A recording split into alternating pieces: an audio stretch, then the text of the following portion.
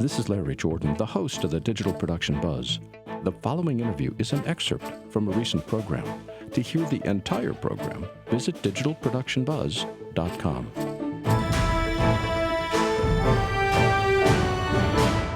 Maxim Jago is a film director, a screenwriter, and an author who splits his time between filmmaking and speaking as a futurist. He's a regular speaker at media technology conferences, film festivals, and events celebrating creativity. He's also the Chief Innovation Officer at filmdo.com and a mentor for many new filmmakers. Welcome back, Maxim. Good to have you with us. Very happy to be here. Nice to see you again. Well, you know, I was just thinking, the last time we spoke, which was back in February of this year, we were talking about your approach to creativity and the training that you do for Adobe. This time, I want to shift gears a little bit and talk about your work as a film director. What are some of the films that you've created? Goodness. There are 50 terrible films that I've created. A couple of them are acceptable. I think the most significant ones recently, there was a feature-length documentary I made about a New York-based abstract theater director called Richard Foreman. That was pretty interesting, and it's beautiful because he's an abstract theater director. It's pretty crazy stuff. And at the beginning of the process, I interviewed one of the actors who said, "I know this is fake. Just so you know, I said it. This is definitely one of those psychological tests, and just so you know, I spotted that's what it was because it's too crazy." And 2 weeks in, the same guy said, "I get it. It's amazing. It's transformative. I'm wowed." So it was wonderful seeing that development. I also I got Best Director last year in Monaco for a short film called Strong Heart.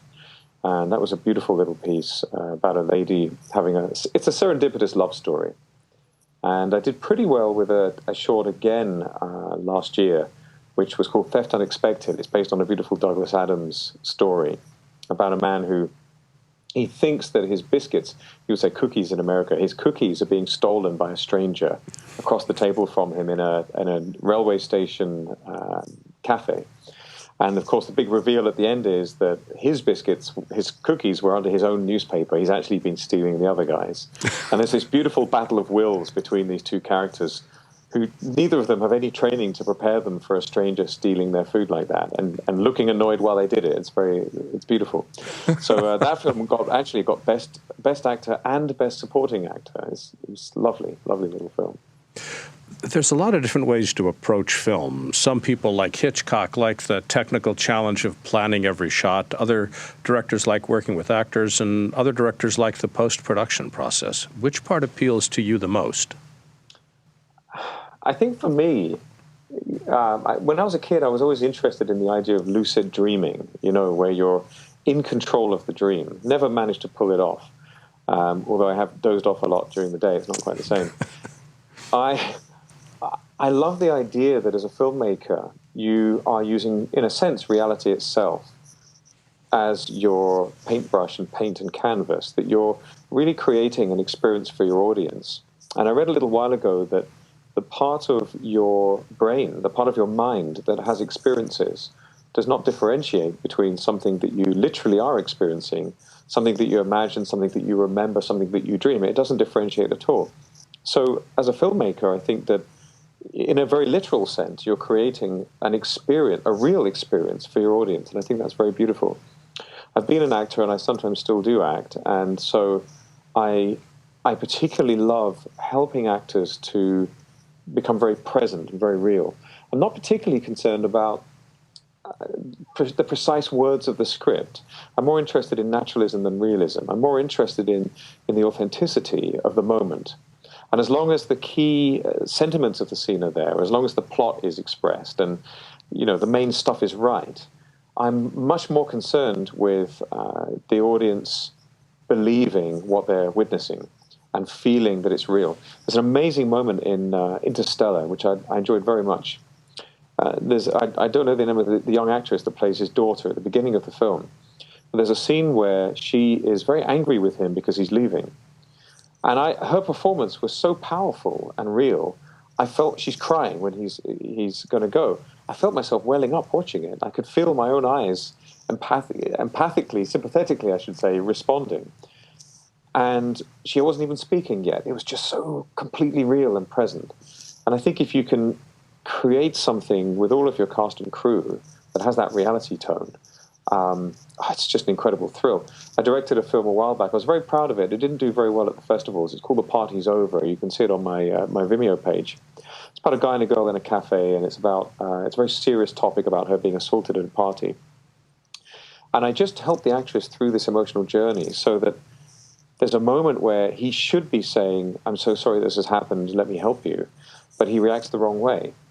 And I took her on this emotional journey to the point where there was nowhere for her to go but tears and slapping him. So she does both. And members of the crew were welling up watching her performance. And I just thought, I might as well quit now. I don't think it's going to get any better. So I love all of it. But I always feel that as a director, it's not about me being in charge. It's not about my ego or me being right. It's about me enabling everybody else there to fulfill their genius. If I can be, I want to reclaim the word enabler. Alcoholics Anonymous use it as someone who justifies behavior. And I want to reclaim that word because I think it's very powerful. If you can enable other people to fulfill their potential, and as a director, if you can be the one, I always think it's like being the only one tuning an orchestra and you're the only one with a tuning fork. And you go around and people show you things and you go dong and you listen. And it either fits or it doesn't. It's either in tune or it isn't. And if it is in tune and it's better than my idea, let's have it. Because it makes me look like a better director. It's wonderful. You just have to help other people to challenge them in the right way. And I find that very fulfilling as well. It's a hard position, though, for an actor to be in the moment in relationship to the film, as opposed to being in the moment surrounded by crew and all the technical gear that's necessary with filmmaking. What's a typical instruction you give to an actor to help bring them into the moment you need them to be in relationship to the film, as opposed to real life? Yeah, I have a rule about that. Following on from this idea that the brain doesn't differentiate between something you imagine or something that's really happening, I found that particularly actors are willing to step into a world that you paint for them, a world that you describe. So my rule is this, I say very clearly, and I say it regularly until they really get it, you are not acting for the cast, for the other cast, for the crew, for the audience, for the camera, nobody. You're not acting for any of those people. You're just acting for me. And I will sit next to the camera, so the eye lines are right, and it's all just as it should be. And I promise to tell you when it's right. And if it's not right, I'll tell you why. But if it is, not only will I tell you, but it's my responsibility. So if I'm wrong, it's my fault, not yours. If I say it's good, and it's time to move on. But I want you to imagine there's a bubble around this location that you're in, this scene, and nothing exists outside of that bubble. If you're imagining, if it's a three-wall set and the camera's, it's a flyaway stage or whatever, and there's obviously crew there, I won't have this stuff of crew moving lights around. Gaffers are terrible for it. They're always, because you can't hear them, they think, well, I'm just going to move this light. But of course, it's distracting for the cast. So I want everyone to be very present. And I want the cast to only be thinking about whether they're performing for me. And I'm right there, right next to the camera watching. And am I convinced that it's real? And my rule is, if you're not feeling it, I don't want to see it. And it's my responsibility to give you the feeling. It's not yours. Don't direct yourself. And if I haven't given you a feeling, show me that. Show me absolutely nothing. It'll be wonderful on camera. It'll look fantastic. Because, when you have that blank expression, the audience projects onto you. And that's because when people go into shock, when their feelings are so powerful, it's not worth expressing them. It's really, you just shut down. So let's have that. And if that's not what I want, I promise I will give you the feeling. There's a fantastic UK director's trainer called Simon Phillips. He has this great technique where you never answer the question if an actor asks you how they should feel. Just don't answer. Just pretend they never asked it. But tell them a little story about something that happened to them. So you can say, for example, if you want them to really dislike another character, you can take them aside and say, the last time you saw that guy, he was really drunk. He was fall-down drunk. He mistook you for somebody else. He took a swing and punched you in the head. And he was so drunk, he walked off, didn't even realize he'd just gone. He hasn't seen you since, and you haven't seen him. And he obviously doesn't recognize you and doesn't remember he did it. Let's have the scene. And now what you've got is this powerful layered story that the actor has in their mind, and the other actor has no idea why they're reacting that way. It's beautiful. It's a real feeling. And so you don't give the same instruction to all your actors. Each actor is getting a specific instruction? Yeah, I give 2 separate sets of direction. One is for everyone together, and the other is absolutely separately, because it's about an internal journey. You can't give away all the information, because what you need, when you want the reactions, don't you? You want the reactions, and I'm always saying to actors, stop waiting for your line. You've got to really listen, because if you want a lot of screen time, you better look like you're thinking about what the other person's saying, because your reactions tell the audience how they should feel. So if you're just standing there waiting, I can't use it. It's going to be on the cutting room floor. Feel it, be present, and it's my job to give them feelings. It's my job to give them an attitude. I also think that as a director, I was raised by intellectual hippies. I believe in absolute equality, and we should all love one another and drink more tea. But nonetheless, as the director, you are an authority, and I think that you create the space in which people feel safe to take risks and to work magic. And in the in the Native American shamanic tradition, they have this idea that when you're performing a big ceremony, you'll have 2 shamans, and one shaman performs the ceremony, and the other one holds the space. And I think as a director, you're both. You have to create that atmosphere in which everybody in the room, cast and crew, feels that something's truly being created here. Something really magical is happening. And it's all happening around this scene, in this space in the middle of the room, if you like. And it's your job to create that space. You have to be the one that doesn't freak out when the equipment breaks. You have to be the one that has humor when things go wrong. Maxim, I was looking at my notes. You're working on a new film called Orpheus Rising. Tell us about that. It is my baby. It's a love story thriller about an uncommonly compassionate and emotionally okay contract killer who falls totally, truly, madly, deeply French movie style in love. And so far, everybody who reads the script says they want to work on it for free. They can't wait. It's a meant story. It's the kind of film that we get into filmmaking for. And I'm just inviting anybody who wants to get involved to get involved. And it's a bit of a challenge. I'm trying to reach out to Gemma Arterton, Johnny Depp, Anthony Hopkins, and Terence Stamp to get them to read the script and get involved. And so I'm reaching out psychically because their agents won't talk to indies. But it is a beautiful project, and so far everyone wants to get involved. Well, it seems like you're sort of caught in a catch-22. You can't get money until you've got a famous actor, and you can't get a famous actor until you've got money. How are you coping with the stress? Naps, yes. You just have to keep going. I read a beautiful quote somewhere that you have to be lucky to be successful, and the harder you work, the luckier you are. And I think keeping going is one of those great tests. If you keep going, you will eventually have some success. Well, thinking about success reminds me of the other film that you're working on, which has a killer title. It's called James Bond 0013. Tell me about that. It's a fantastic project. Over the years, I've had a number of people tell me that they thought I would make a good Bond. And being human and male, who doesn't like being told that? And I've met a few people that have said, well, why don't you just go for it? And I was speaking with Serena Catania, who you know as well, about this. And she's an incredibly experienced filmmaker, a wonderful person. And she said, well, let's work on it together. And, over the years, as I get older and more cynical, I've realized that most of the people that say they're going to do things are lying. They don't realize they're lying. They mean it at the time, but they're lying.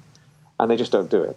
And my old lecturer at film school, Ted May, is a genius, said the definition of professional is to do what you say you're going to do. And I've learned that I used to think it was 1 in 10. Now I'm thinking it's more like 1 in 100 or maybe even 1 in 1,000 people actually do what they say they're going to do. And when you meet someone like that, grab them, marry them maybe. But let's get back. James Bond 13. I want to just sort of center this again. Where are we? Yeah. We left off in the middle of you being James Bond, and suddenly we were off at another planet. In relationships. Serena was saying, well, let's do it. So the plan is that I've written a script. I've called it James Bond 0013. It's a simple, short, it's about 9 minutes, James Bond case where he conducts an investigation. And I'm going to play the lead, I'm going to play Bond, and I'm going to direct it. It's the first time for me, a second time, the first time It's an unbearably awful student film. It's the second time for me playing the role and directing the film. It's a proof of concept to see if I can do it. Now, I think in a situation like that, you need an exceptional crew, and you need an exceptional assistant director and an exceptional production manager.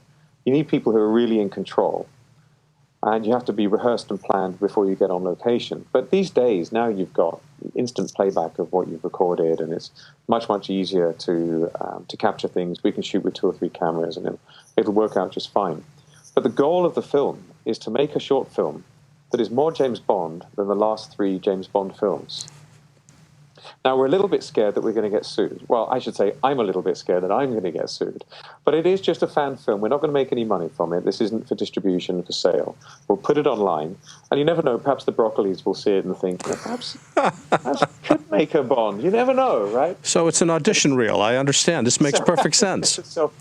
But James Bond films are $100 million to $200 million enterprises. So clearly you must have a $30 or $40 million budget behind this 9-minute short, correct? Well, you know, I believe I'm an optimistic realist, and I think that we're aiming for a $30,000 budget. You know, because of the technology work, I've got some wonderful friends working for a lot of technology companies who've offered to help in lots of ways, and that makes an enormous difference. The thing that's the most important, though, is the people. You know, you can shoot incredible films on a phone now. It's the people that make the difference. And over the years, I've met some just extraordinary souls that I'm proud to have the opportunity to work with. And this is finally an opportunity to say, okay, let's go. Let's work on something amazing, something just fantastic. And so I'm ringing that bell, and I'm inviting people to come and get involved. So are you funded, or are you looking for funding? Well, it depends who we're speaking to. If we're looking for... if you're talking to investors, you have to say, we've already got the money, but if you want to get involved, the train's leaving the station, but, jump on board, the doors haven't closed yet. No, we don't have any finance yet. We've got some offers of a lot of in-kind support, which counts for thousands and thousands. We've got a little bit of cash offered by people, organizations, companies where if we talk about using their technology and produce some marketing material, really, we can fund it a little way. But we haven't actually asked anybody yet for any money.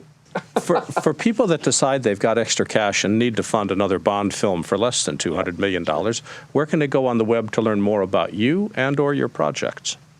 Oh, thank you for asking. So, well, I'm at maximjago.com. And so it's easy to find me if you Google me. It's a weird spelling for my name, MAXIMJAGO. But the website is good, maximjago.com. I'm Maxim Jago on Twitter. Pretty easy to find. And Maxim Jago, the filmmaker and the artist and the creative source and the Adobe wizard, is the person we've been speaking to. MaximJago.com is his website. Maxim, thanks for joining us today. Thank you so much for having me. It's been a great pleasure. Thank you, Larry. If you'd like to see more videos like this one, please subscribe to our YouTube channel. To stay connected and receive updates from The Buzz, sign up for our free weekly newsletter now. Or you can learn more about us on our website.